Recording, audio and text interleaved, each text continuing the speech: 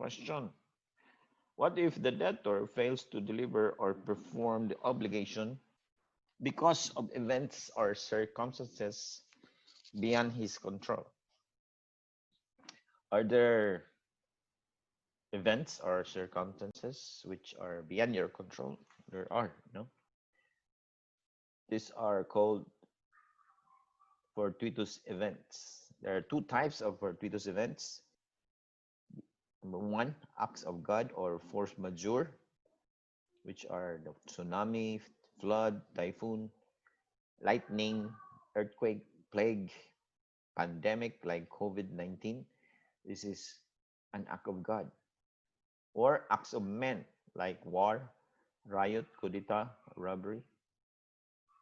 So as a person liable, let's say, for example, um, let's say Beyonce was bound to perform here in Cebu for a concert, but because of COVID-19, she canceled her tour. Is she liable for canceling her tour or concert? The answer is no, because COVID-19 is beyond her control. So this forms part of the fortuitous events. So there's a general rule on fortuitous event that it says that no person is liable for fortuitous events. That's the general rule. But there are exceptions for every general rule. Number two, one, when it is expressly declared by law, when it is expressly stipulated in the contract. So when you sign a contract and there's a stipulation that you will not be liable in case of that you will still be liable in case of fortuitous event, then you are liable. No? Number three, when obligation requires assumption of risk. This is the case of insurance. Insurance providers, if there is an earthquake and the house is insured, then the insurance company cannot say, hey, I will not pay because for the damages because it's fortuitous event. No, that's precisely your obligation. You are assuming the risk of damage in case of fortuitous event. So that is the case of insurance. Number four, when the obligor has promised to deliver the same thing to two or more persons, there's no SU, who do not have the same interest.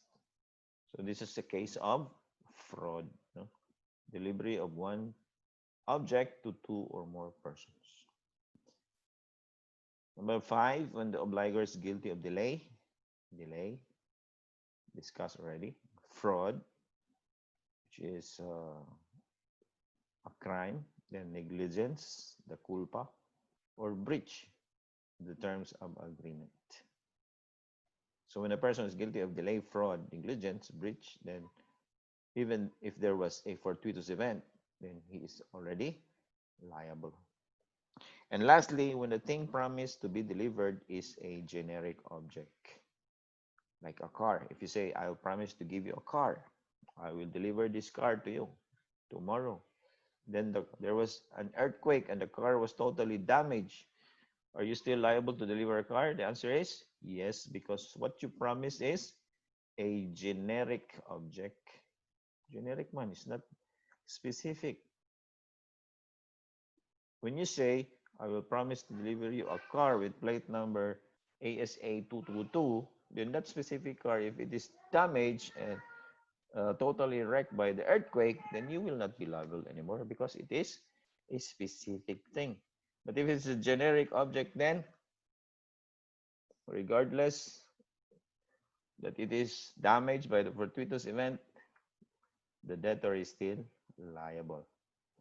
And the principle behind it is that genus or generic never perishes.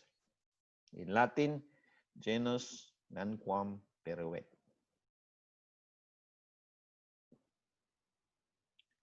So when the obligation requires the debtor to pay for interest, or payment is done by installments, What does the law requires from the creditor?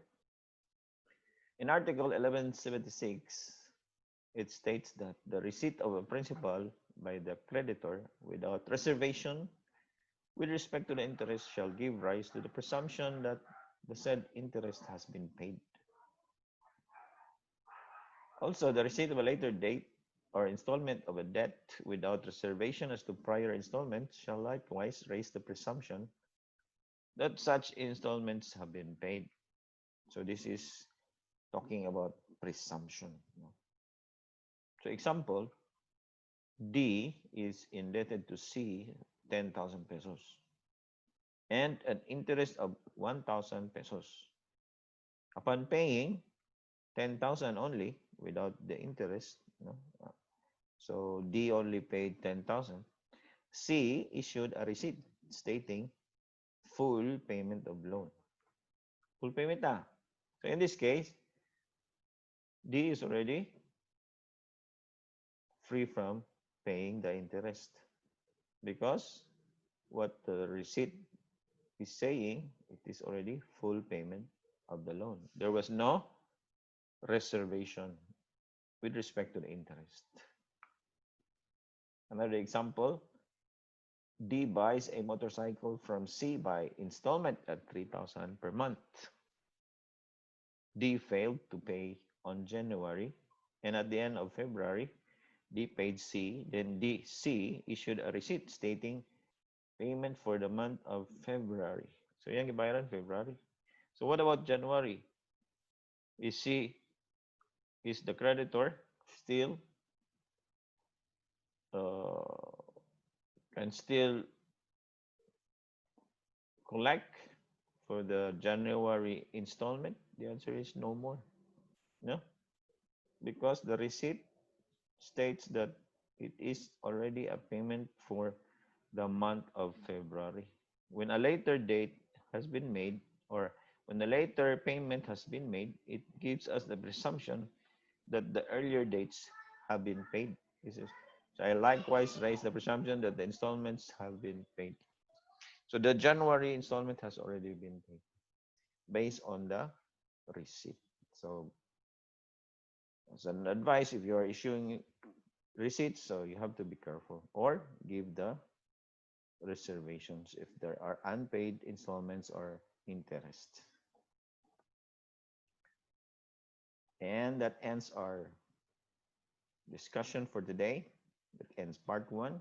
If you have any questions or clarifications, feel free to email or send me a message through my Gmail account or Facebook account.